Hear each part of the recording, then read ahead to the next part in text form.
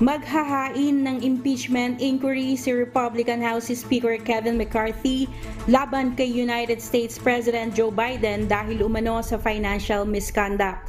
Inaakusahan ng Republican si President Biden na kumitaan niya ito sa mga business ventures ng kanyang anak na si Hunter Biden, habang si Biden ay nanunungkulan bilang vice-presidente noong 2019 to 2021.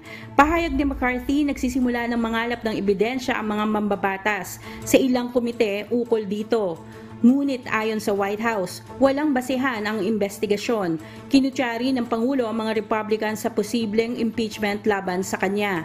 Paniwala ng mga Democrats, ginagamit lang umano ito upang pagtakpan ang mga kasalukuyang kaso ni Trump.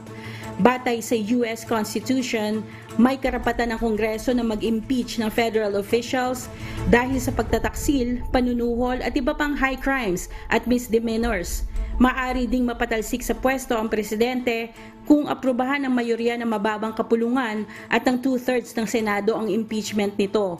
Samantala, binalaan naman ni Florida Representative Matt Gaetz si Speaker McCarthy na patatalsikin ito sa kanyang pwesto dahil umano sa pagiging out of compliance. Sinisisi ni Gaetz si McCarthy sa mga batas na hindi pa naipapasa bago ang nalalapit na September 30 US shutdown. Hinimok din niya ang Republican Speaker na gumawa pa ng mas higit sa baby steps upang humarap si President Biden at ang kanyang anak sa korte ukol umano sa financial misconduct.